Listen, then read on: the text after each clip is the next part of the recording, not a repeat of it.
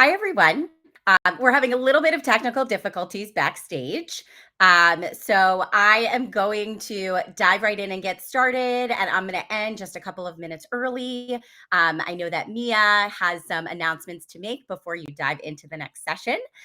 My name is Lori Ehrlich. I am the founder and marketing strategist of Thrive Hive, which is a enrollment and marketing strategy consultancy designed specifically for schools and camps.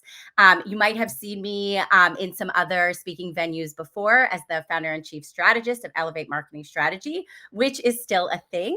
But Miriam and I have designed Thrive Hive specifically for you. Unfortunately, she is unable to be here today, but she is available for questions, and we're going to have some contact information at the end. So we are able to best help you and your school.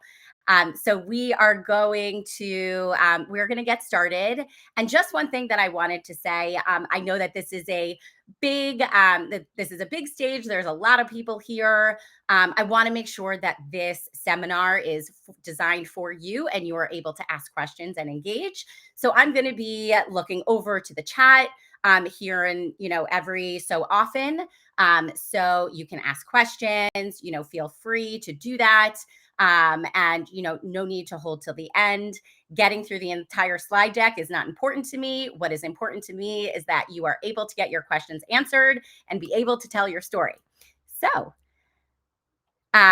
Miriam and I, just to give a little bit of background, we were colleagues at the Charles E. Smith Jewish Day School, which is located right outside of Washington, D.C. for 7.5 years. I was the director of marketing and communications. Miriam was the director of upper school admissions. So we had a lot of work together. So we understand the challenges, the benefits, the back and forth of being both admission and marketing professionals. One analogy and story that we always like to share is Miriam was always an excitable puppy and had so many ideas and wanted to implement them immediately, and I was the one who was wanted to slam on the brakes and really think through things methodically, especially given that as a marketing person, and I'm sure that all of you can relate to this, there are always so many projects going on for so many different departments beside admission, from development to the educational staff, to all of these departments across the school. So we're going to talk to you a little bit about how to tell your school story, who is going to be involved in the storytelling process. We're going to define some terms so you can truly understand what sort of that backflow is before you're telling your story, what information you need, how to leverage everybody across your school, and really have some takeaways to go back to as you are closing out this enrollment season and looking into I can't believe I'm saying this, the 25-26 school year. So here we are. I'm actually just for simplicity purposes, I am going to skip over our mentee for the day. But what I would love if you want to drop in the chat, just so I can keep an eye on it, is what are your biggest challenges to telling your school story? Is it that you don't have enough bandwidth and you have so much going on, in the day to day? Is it that you don't have the internal support or tools? Heidi, I'm seeing budget is a huge thing. Always looking for ways, Kirsten, to tell your school story. Time is a huge, huge thing. Especially it's April. Most of you have probably already gone through your spring breaks. Not sure where to start, Sama. I'm so glad you're here because this is perfect for you. Wendy, welcome from right around the corner in Potomac, Maryland. So happy you're here. So yes, please keep this going. I also want to have those peer-to-peer interactions between all of you in the chat, buy-in from members of the community. One thing I want to say now is go into your head of school or whomever creates the faculty week schedule and get on it now, so you can talk about why you are here, how you can best partner with faculty, especially knowing that knowing that their first responsibility is not to you, it's to their students, and really creating that rock solid team of individuals from across the school who can help you tell your story. Carrie, I hear you. You are a one-person team. If you are a one-person team, let's create community here, because that is a challenging position in of itself. Melissa, time 100%. Jeff, welcome to your school. You came on mid-semester. That's a challenge in of itself. Internal communication is also huge. So let's keep going so we can make the best use of our time here. Where is your school story starting? Is your school's value proposition? I see lots of one person teams here. Another thing I would love to see in the chat is, have you nailed down your school's value proposition? Do you know what a value proposition is? So I love this quote because it really succinctly captures what you need in order to establish that value proposition. Your value proposition is something that you can say about your school that nobody else can say. Now, before you say to me, hey, Lori, there's nothing unique about our school. The school down the street has academic excellence. The other way down the street has an amazing athletics program. That's fine, but how do you do it better? If your features and benefits, and we'll talk about that also in a little bit, if your features and benefits, are similar, figure out how you do it differently. How are your benefits different than any other school? Warm community, not a value proposition. If you attended my presentation last year, we talked about academic excellence is not your value proposition. If you want a copy of that presentation, which goes much further in depth into that, I will give you my email address at the end of the presentation, and I'm happy to send that to you. So what is it? Why is it important? Your value proposition, as I mentioned, is what sets you apart from other schools in the area. And this is something that you need to craft very carefully, involving lots of different constituents from your school, so you ensure that you have the buy-in, and really spreading that in lots and lots of different marketing venues. Your value proposition is not a marketing plan. It's not your key messages. This is really, up here. Your mission, your vision, those are aspirational. That sets the foundation for what your value proposition is. Also, your value proposition, not your mission and vision.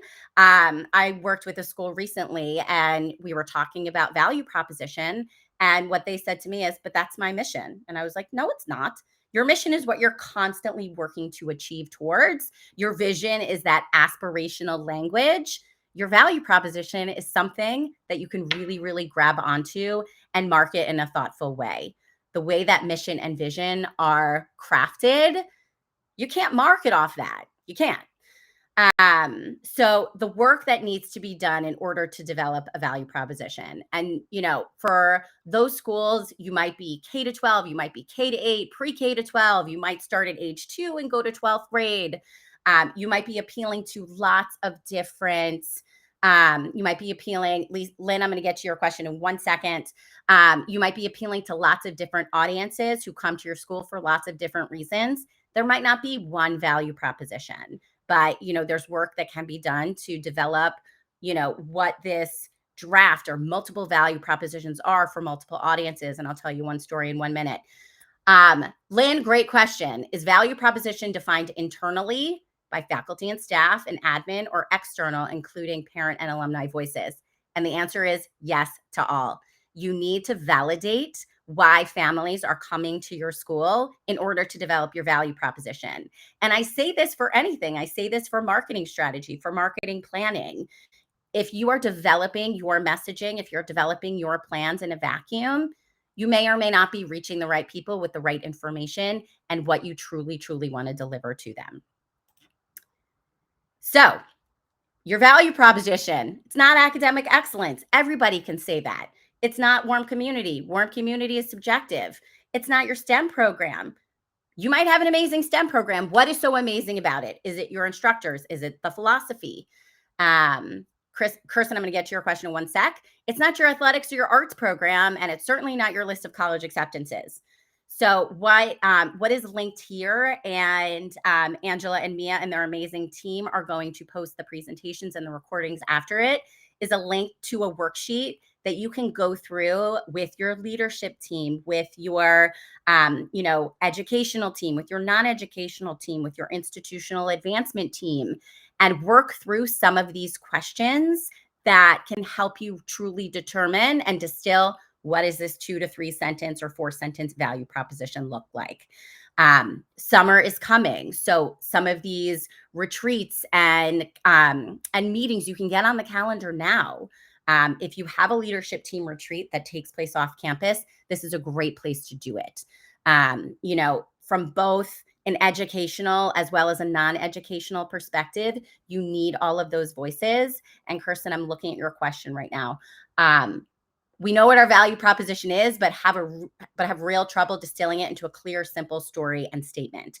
So your value proposition is a statement. Can it be a story? Yes. Kirsten, send me an email so I can look exactly at what this is, and perhaps this can be sort of a model or a case study or a test case. I'm happy to post it on my social media afterwards, so we can all have a conversation about it. And I'm going to share my social channels at the end as well. But that is probably not a unique question or problem.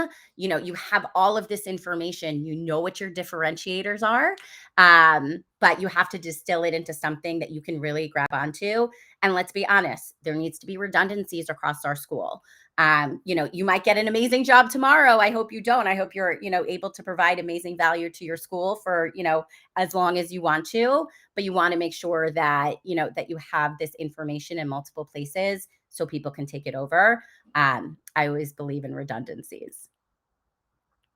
So how do you truly start to build your value proposition? It's data. Jill, I'm just going to look at I'm just looking at your comment now. Amazing that you are able to get a marketing manager on your team. If you have any questions or need some advice on how to ask for additional headcount, let me know. I've done it all. I've asked for more headcount. I've asked for more money. I've asked for lots of different creative solutions if I've been told no. So that's definitely something I can help out with. So in terms of using data as a foundation for Lauren, great question. No, your value proposition is not the same as your core values. Your core values are what you want everybody in your school community to live by. Can you integrate elements of your core values into your marketing? Yes. Can it be, can pieces here and there be integrated into your value proposition? Sure. But are they in of themselves your value proposition? No, because you need that why.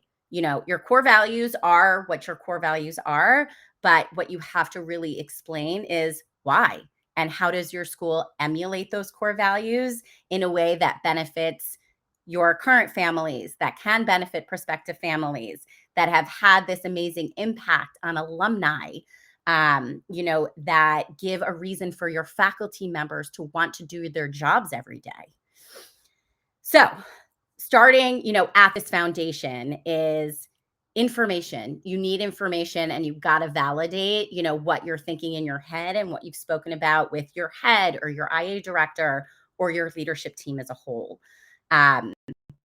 There's a couple different ways that you can collect that qualitative data. Focus groups and surveys are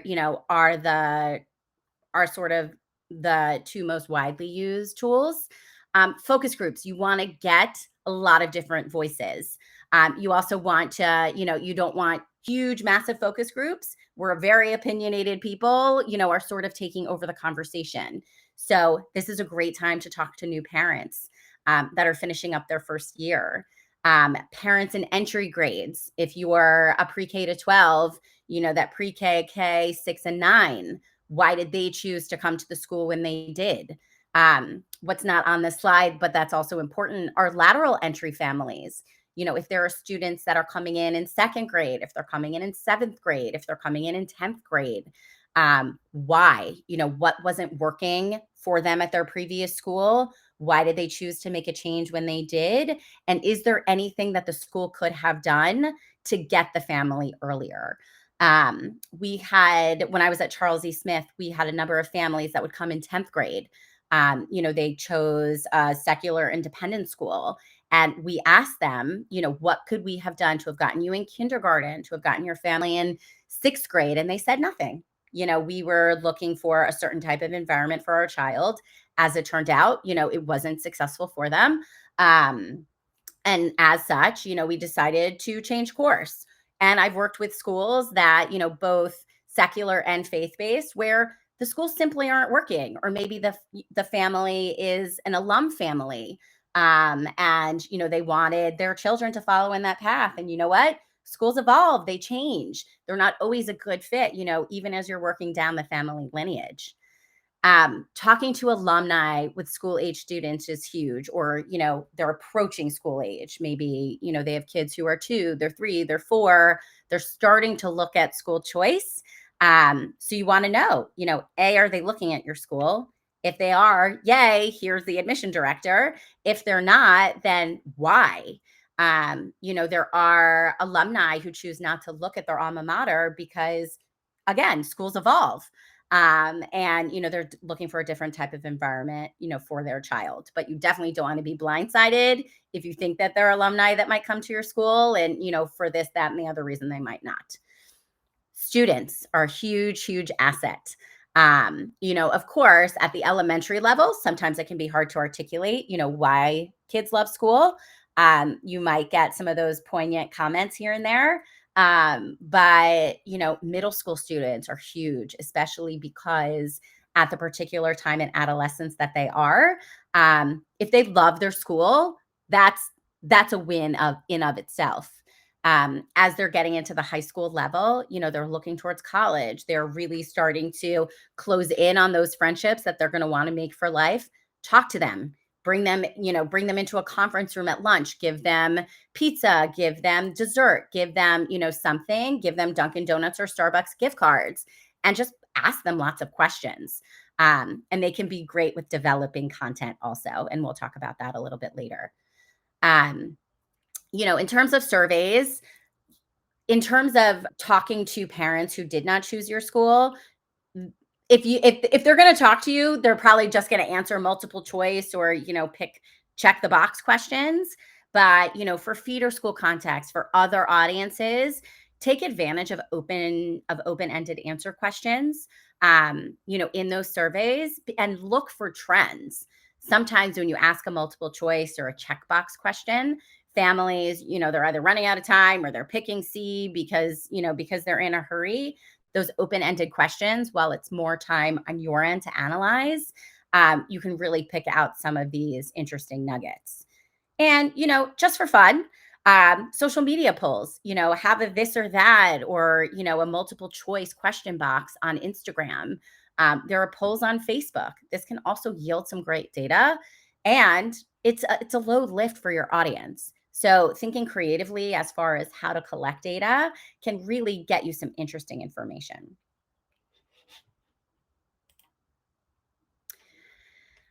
So in terms of more digital quantitative based data, there's a couple things that you can look at. And before the session started, I was talking with the niche team about Google Analytics and how to pull data, what data are you looking for, and you can literally get lost in a sea of data. So in terms of looking at your social media, your following is important. But what you're doing about that following to engage them, and what content are you differentiating? It's a multi-step process. So I don't know how big this is on your screen, but this is, and this can be pulled from Meta Business Suite. This is a side-by-side comparison of a school's Facebook versus Instagram following. And what I want to call out here as far as things to look at, and your school might see this, your school might not see this 55 and over crew, this is your grandparent crew. I don't know if you can see my mouse, but you can see on Instagram it's not as strong. What is fairly comparable is this 35 to 54 following on both Facebook and Instagram. And then, interestingly enough, they're 25 to 34, which is their younger parents and potentially some alumni as well, fairly comparable. What's interesting here is their 18 to 24 segment. And again, we're only looking at about 1,000 followers here, but their 18 to 24 is relatively small.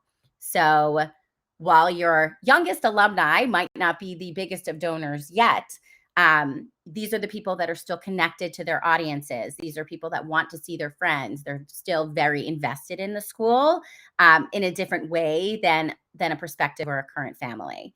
So, what does this mean? If you are cross posting all of your Facebook and Instagram content from one channel to another, this might be something that you want to look at. And before you knock me that yes, it takes extra time that I don't have to differentiate that content. Um, for some posts, it could be worth it.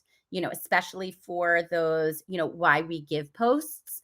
Grandparents have the ability and the time to read content. They want it. Whereas on Instagram, it's mostly a visual platform. So you don't really have that attention span of anybody on Instagram to read a story.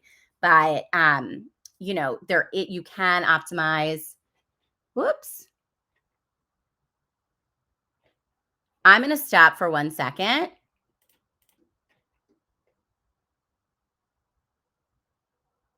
Mia, are we good?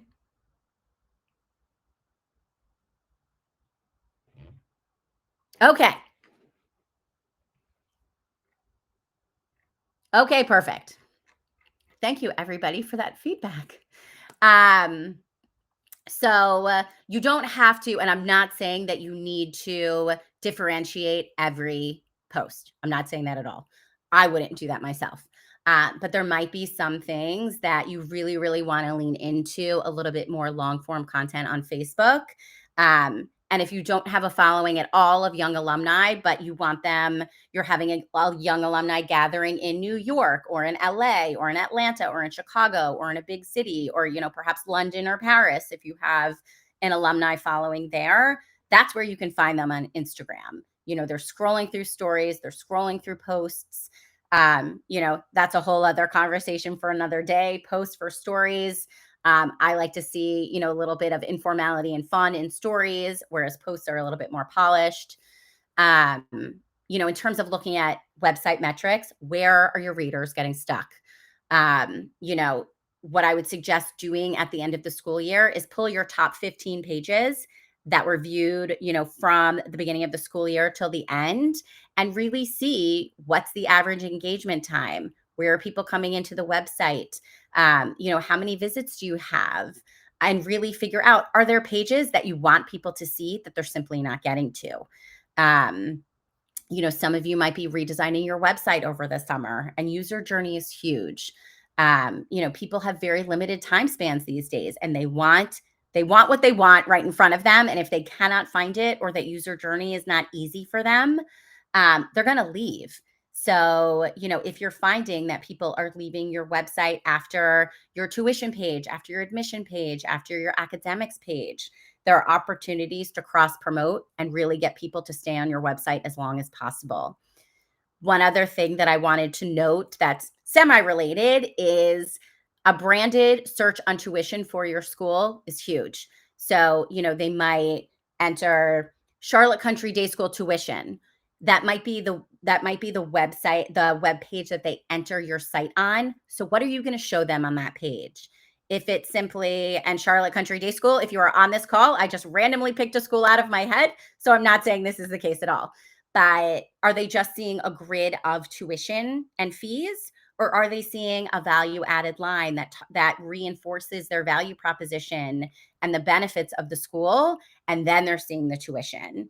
Because as tuition fees are going up and up and up, the sticker shock is real. So even by adding a short snippet or, if you can add a little bit of video that reinforces the value before they see that sticker price, can keep them on the website.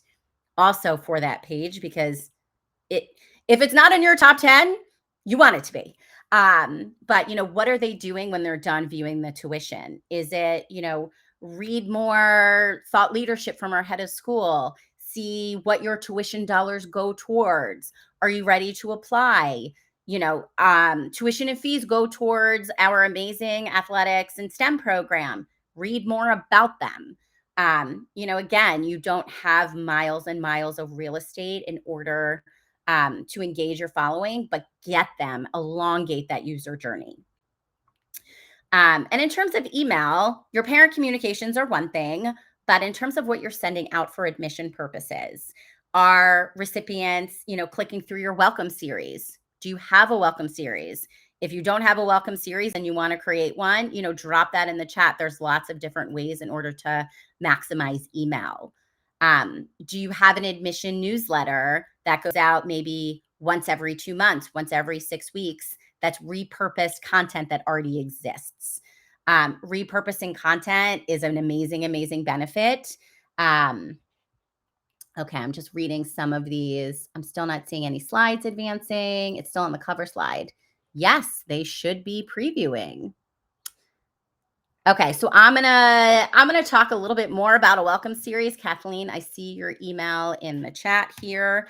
I'm just gonna create a quick Google Doc. Mia, if you have any suggestions as far as getting my slides to advance, I would love to hear it. Okay, good. I'm seeing Janine using data as a foundation. Okay. Some they are advancing, some they are not. Yes, it sounded like I saw in the chat. So are we supposed to be seeing using data as a foundation? Yes. Okay, great. So we are in the right place. It sounds like there was a couple individual cases of technical difficulties where if there's anyone not seeing the using data as a foundation slide, just refresh your browser. Other than that, you're totally good to go. Everything's working. Everything's great. Thank you. Amazing. A+. You're doing great. Thanks so much. I'm going to go backstage. Okay.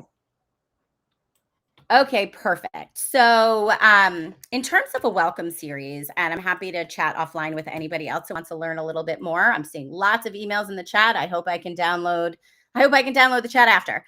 But a welcome series, and this is an amazing tool that's passive communication. So you have to develop it once. So what you are doing is, and the simplest way for me to explain this is I like to create a 5-part welcome series. So when somebody submits an inquiry form, whether that's into Veracross or RenWeb or school admin or something else, they get an immediate bounce back email that says, dear Lori, thank you so much for your interest in insert name of school here.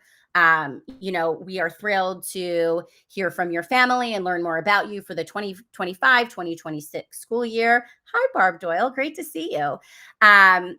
Here are some hallmarks about our school. Please let us know when you're ready to schedule a tour. You're not going in for the kill. You're not going in for the hard sell and the kill yet. You are, really just tempering the family and starting this welcome series. So what you do for these middle 3 emails is you focus A, on your value proposition, but B, how the value proposition is infused in various areas of your school.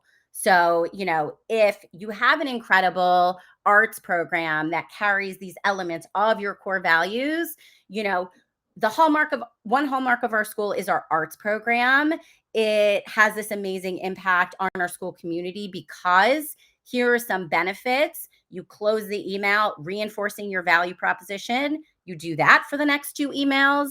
And then your closing email of the series is, we want to bring you in for a tour, apply for tuition assistance. If you need that kind of assistance, apply here.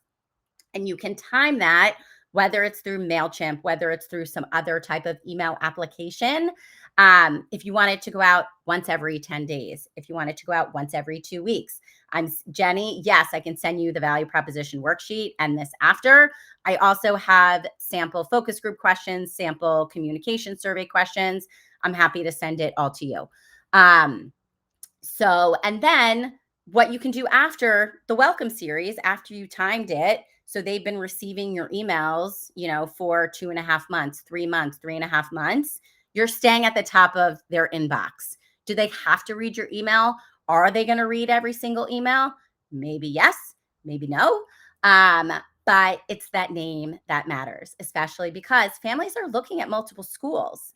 So, to that end of an admission newsletter, and this can be, you can follow the same template, as your parent weekly email. You drop in, some highlights of what's been going on in the school, student, faculty, alumni achievements. Maybe, your head was featured on a podcast. I almost said blogcast. And, I think I just created a new word there. Maybe one of your faculty members presented at the ISTE conference or the ASCD conference. These are all things that exist that you can repurpose and sort of play Tetris in terms of getting this into a newsletter. Where this newsletter and or welcome series and or personalized communication comes into play is that period of time that's already passed between your admission deadline and your notification deadline. Do not go dark. So, automate some of these communications. This is where you can also leverage some of those parent ambassadors, and we can talk about that at, another time, in terms of amplifying your parent ambassador program. That 6 or 8 week period, do not go dark. So, make sure you're up at the top of the inbox. So when families get that acceptance letter, they already know that you're their first choice. So this is also a short exercise that you can bring back to your school, and this can help hone in on those value proposition elements, some of those, keywords, some of that verbiage. This, I actually took a picture of something from another conference. I think it was on a handout. What I would suggest doing, this is super simple. Go back to your leadership team, go back to, your core institutional advancement or an educational leadership team. Have them give 3 words that describe your school. Put that into a word cloud. I think you can do a word cloud on Menti. So that's something that you can do. Then, and you can do this with new families. You can do this with newly admitted families that, that haven't started at your school yet. Ask them for 3 words that describe their ideal school or why they chose your school. You're probably going to get 2 different sets of verbiage. So, this is where some of your own thoughts, some of where that living in a vacuum can actually invalidate what's being talked about, beyond your 4 walls. So this is a really, really quick exercise that I would just suggest doing, even if just for, informational or research purposes. And your newly admitted families are super excited about coming. So again, keep them engaged as you're sending them swag, as you're, getting them excited for the school year, as you're bringing their kids in for popsicles on the playground. So I don't want to belabor this. I want to make the best use of our time, but families choose schools because they need to accomplish something for their child. The National Association of Independent Schools has this report on their website called Jobs to Be Done. And it's about, and you can incorporate some of these probing questions and get some of the responses that you're eliciting, from this Jobs to Be Done. So, a family might be looking at your school because their child, for a multitude of different reasons, needs smaller class size than what the public school, down the street has. Maybe their 4th grader is in a school of 32 kids. That is too big for an environment. Maybe they need 15, 16, 17, 12, what have you. That's one job. That's a job that your school can accomplish. Maybe there's a student that is a math genius that really just needs somebody to tailor a math curriculum to them. Maybe your school can accomplish that. Maybe another independent school can accomplish that. Maybe the public school can accomplish that, or a magnet program, who knows? But this really helps to craft your thinking and can really help you, figure out what that value proposition is and what your school can be to a variety of different families. Especially going back to that point of families are coming to your school for different reasons. So let's try and leverage that. You can also, do lots of things with this information, like create personas. There's a lot of debate about, should I create personas? Are people using them? Are they still effective? That's a conversation for another day. And of course, Angela, Mia, if there's niche research that schools should be looking at, feel free to drop that in the chat too. So bringing this all into nailing your school's story. I know that your school has an amazing story to tell, and it can be challenging to tell it. So crystallizing that why. And a great way to put this into practice is, I see a lot of schools posting, thank you, Mia, amazing. I want to read this too. I see a lot of schools posting on social media. Our fifth graders did this today. Our second graders went on a field trip to Washington, D.C. We, participated in a Rube Goldberg competition.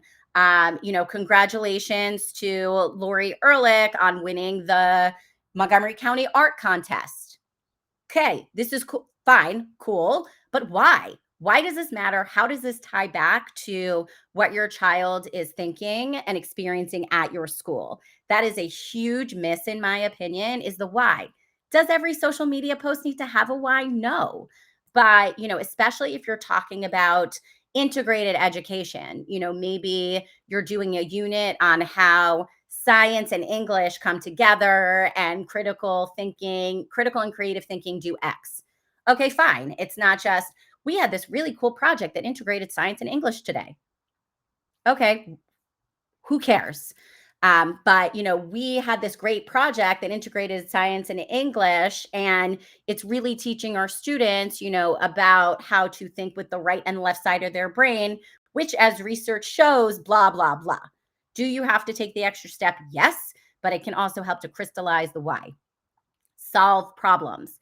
Solve problems for your families. And this is what goes back to the jobs to be done report and also the niche report that Mia dropped in the chat. It also helps you relate to prospective families. Understand, why students are coming to your school. Personalize that admission experience. So, and it might even be on that admission form. What is your child's favorite subject? What is their favorite or extracurricular activity? So that when they're coming in for a tour or when you have that parent interview, you can say, hey, Mia, I know that Lori loves to play soccer and her favorite subject is science. And let me tell you about a few of the projects that we have here that she can really lean into when she's a student. That personalized experience, it makes people feel like they are being spoken to. And this is true in every element of marketing, especially, with our rising parents generation or rising, young parent generation. They want to be spoken to. They do not want to be spoken to en masse.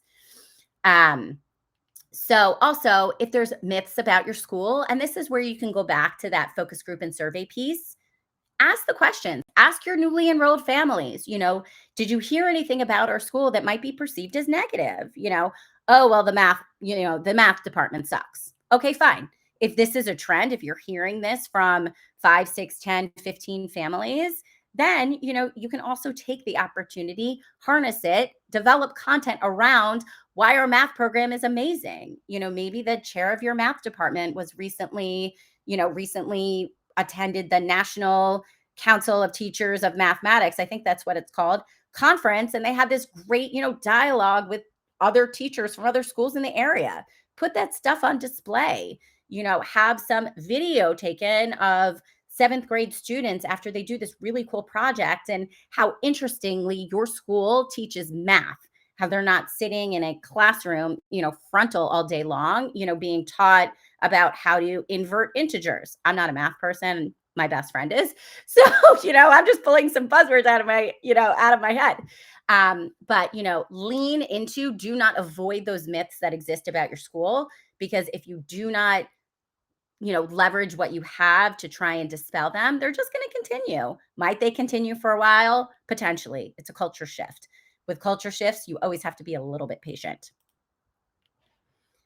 So, who is telling your story?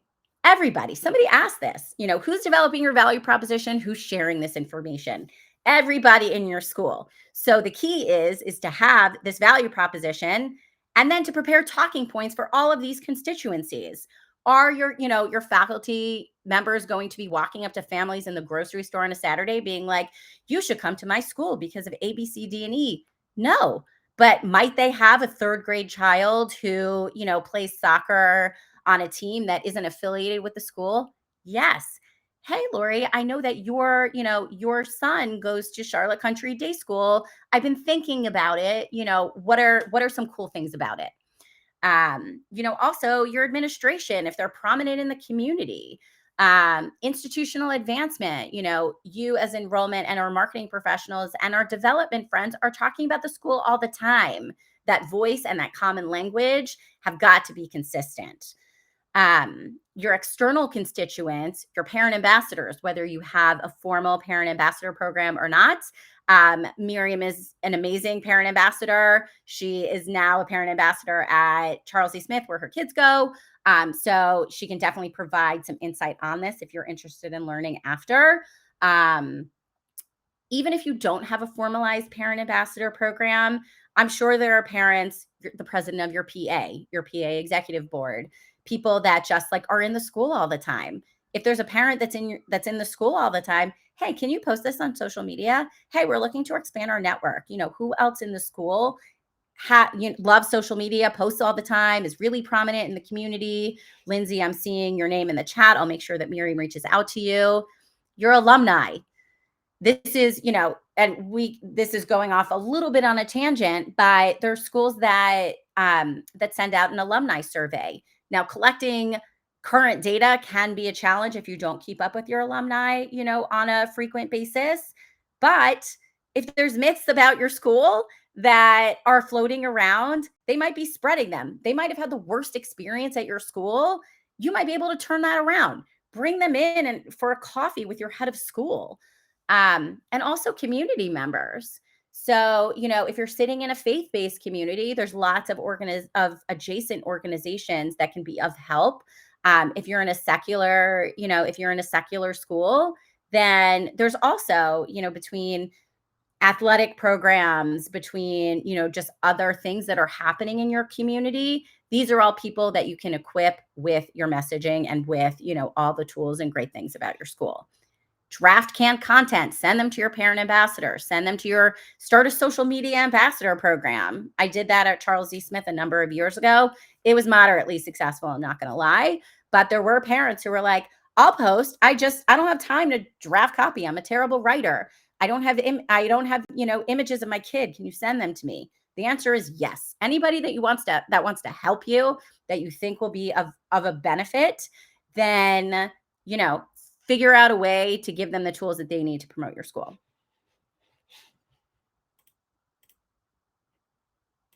I just want to make sure that I didn't. Okay. Yes, I did skip a slide.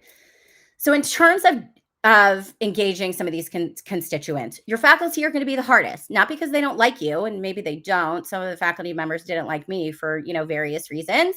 Wendy, I'm going to read your comment in just one second, but a lot of times faculty members have no clue what you do. They just think that you're annoying, to be quite frank.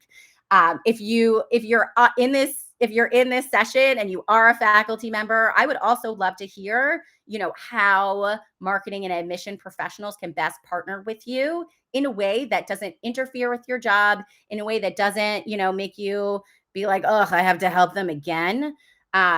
I did a focus group with the school in Toronto. This was a couple of weeks ago.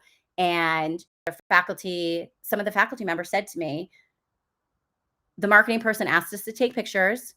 We took pictures. We sent it to them. They were never posted. Therefore, we're not sending them pictures ever again. That might be a little bit of an extreme example, and this also goes back to balancing, are you posting everything to social media all of the time? You're not. If you need somebody to help back you up on that, I will.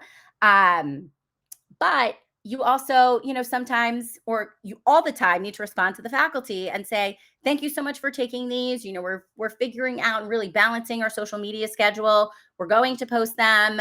I'll let you know if I need more. We'll also, potentially be using them on the website too. Sherelle, I hope I'm pronouncing your name right. Yes, all of the resources I have, drop your email in the chat. Mia and Angela and their amazing team at Niche are going to post the presentation and the recording. So you have access to all of these things. Sandy, I'm going to answer your question. What role do or should principals play in admission? Should they be making the final admission decision? You know what? I'm not going to answer this question in a super educated way. So this is definitely this is a question for Miriam. Should they be involved in the decision making? Yes. Your school may or may not have an admissions committee that looks at every single application from a number of angles. Are they going to be a good mission fit for the school? What does their educational profile look like? Can we serve them? And that can be on every single end. Are they a super high flyer? Can we support them? Do they need support services? Is it within the realm of what our support services staff can handle? Or is it beyond what, what we can within the confines of what we have, and or perhaps a parent bringing in additional tutoring services? So should they be making the final admission decisions? In my opinion, no, but I'm also not a former director of admission. I hope that's helpful.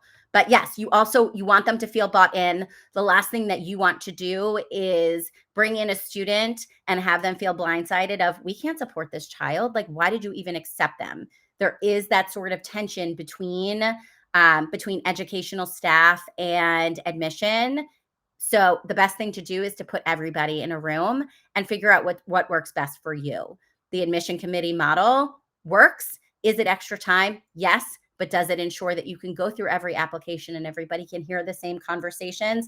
Yes, so beneficial. Amanda, I'm looking at your question right now.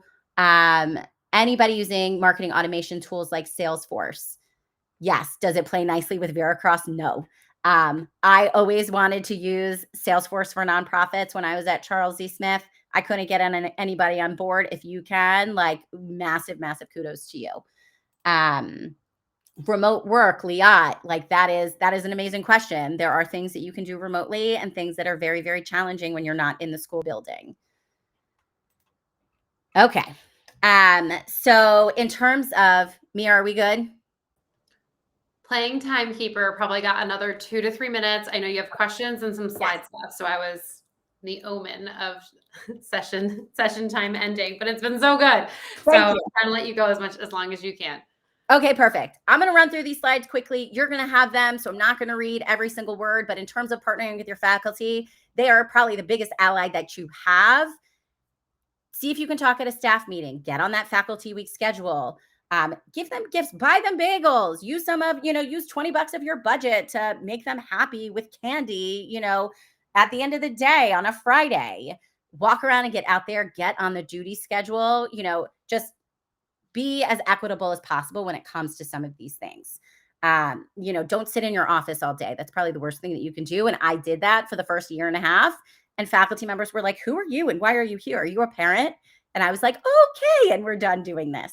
Students, get them giving tours, pull them into a room, have them create content for you.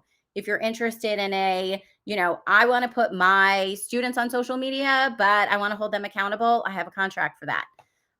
Miriam's going to reach out to those that want a parent ambassador program. Figure out a marketing mix that works for you. Am I suggesting that you do all 19,000 of these things? No, but these are just some things that you can really incorporate your school story. Unique content is huge. I can talk about unique content all day. I think I have 45 seconds in which to do that. But this is also how you can tell your school story. Find out what parents want to know. Find out what research the latest educational trends. Ask people to develop content for you. And if you're asking faculty members to guest on a podcast, write a blog post, do it well in advance and remind them of their deadlines. Digital advertising, a lot of you are probably doing. This is also a great way to tell, to start teasing your story and get people to your website, get them following your organic channels, get them following your head of school's blog, listen to a podcast.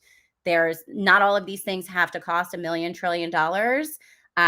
Advertising through Facebook, Instagram, you can do it for as little as $5 a day. Wow, I just sounded like an infomercial. The last thing I will say, and then I'll put up my contact information slide, is this messaging worksheet will help you follow a family through the enrollment funnel. What are you saying to them before? What are you saying to them during? What are you saying to them after they apply? And then once they're accepted. Okay. Here, this is Miriam. She's here in spirit. This email address, hello@thrivehive.group. We'll get to both me and Miriam. Our website was just launched. As we mentioned, Thrive Hive is brand new in its soft launch period. We will be posting content shortly. I am going to put my Instagram handle in the chat. I still post on behalf of Elevate. So feel free to follow me. I post lots of different tips. What questions can I answer? Okay, great. We have 5 minutes. Check it out. Yeah, I was like, let's check out maybe if there was any upvoted. I think you actually just answered a bunch of them. So like the few that were answered live, you got to. Okay, good. Did I miss anybody's question? Wow. I feel like I talked really fast. Thanks, guys. That was amazing. So much good content. And it's so funny because I know Lori, we talked about this the other day when we were tech checking, and it's like I just went through the process of like evaluating schools, and you're like, it's so different when you're listening to this presentation, you're like, oh yeah, that did influence me. Yeah, that actually did make a difference. I was judging that social media post. And it's like so funny to like have like a dual mindset, like listening to you say it and be like, oh my God, yep, I was just doing that. That totally matters to me. And Okay, so so I'm seeing a question from Lynn. Top 3 priorities for a one-person office. Number 1, get cool. yourself a seat at the table if you don't have one already. You need to hear everything. You aren't just a yes, ma'am, or a yes, sir, or a yes person. You need to hear the conversations that are happening, not necessarily the confidential ones that are happening on an educational level regarding individual students. When it comes to admission and development messaging, when it comes to how the school is positioning itself, you aren't just a churn and burn, let me create flyers and social media. I saw a question as I was scrolling through about how much should I be posting on social media? And truthfully, it depends on the size of your school, the size of your team, how much content you have, and what you have the bandwidth and patience for, and how much is your head of school breathing down your throat. I said to my head of school, he said, we just need to post all the things. And I was like, no, I'm not. I don't have time for that. We need to send out 800 emails, update the website, steward the brand in the community, support the educational team. I sit in meetings from 8 a.m. to 6 p.m. And, I just don't have time for that. And you won't give me another staff member. So we posted once a day. Sometimes we posted twice if it was something in real time.